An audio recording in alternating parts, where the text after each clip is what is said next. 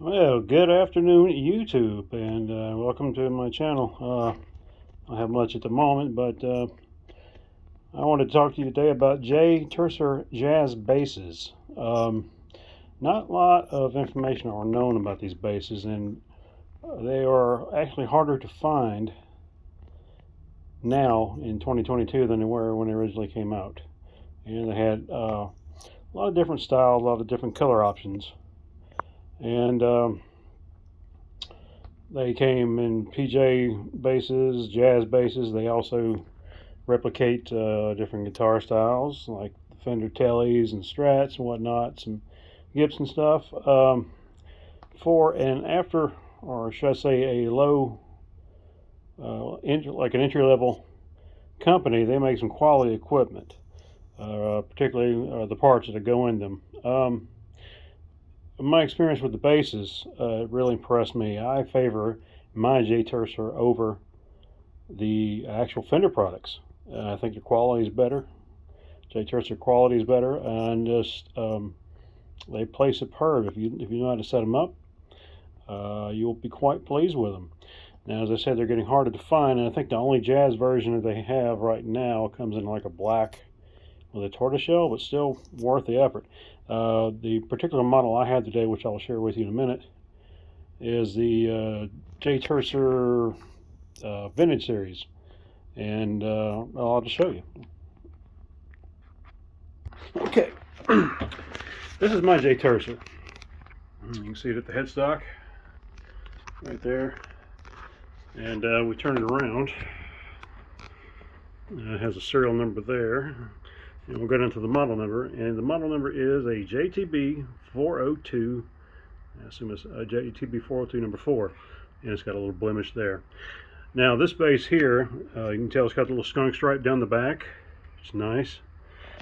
Typical jack plate, nice fit, quality control. Turn this thing around here, and just look at the quality of that neck. Look at the lacquer. That's just amazing. And we're going to go down the neck. See how shiny that neck is? That's not cheap. That's a nice finish.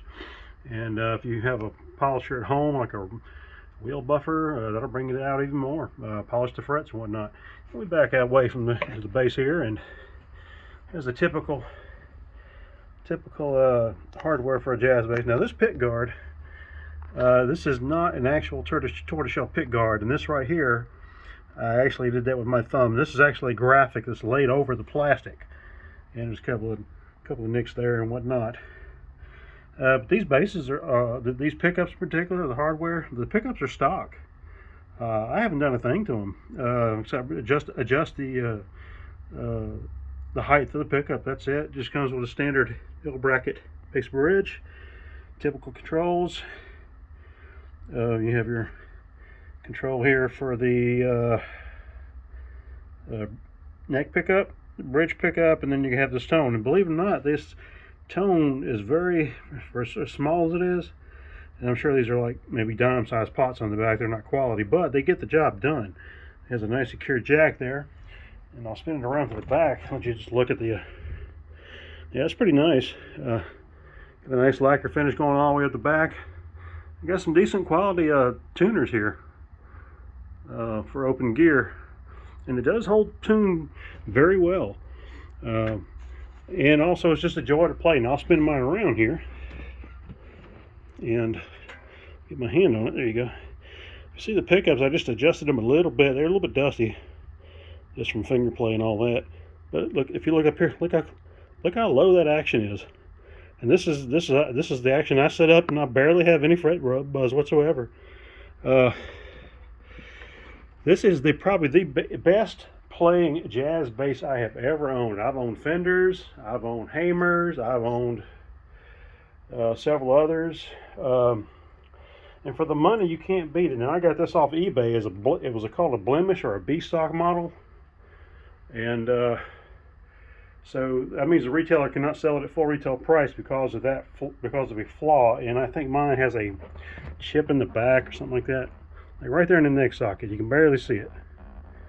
But it was reduced for that reason right there. And these are Believe it or not, this is an American-owned company. I did know some history about it, but I think the products are built in Korea or China. Let's see. Well, this is Hong Kong here. Yeah, but wherever they're made, this was quite a gem. I wasn't sure what I was getting when I bought the base. I didn't know what I was getting into. But I'll tell you what, this thing is a joy to play. And this is all stock. I haven't done anything. I will have plans later, just to see if it makes any difference. But it plays like it's a little bit on the top heavy side as far as it's a little bit. It does have a slight neck dive to it, but you know, there's things you can do to correct that. You can put a high mass bridge on there, whatnot. Maybe add an active circuit or something, and that might balance it out a little bit. But this thing here is for the money. I think I gave right around $100 for this thing, and I'm just quite pleased at the quality.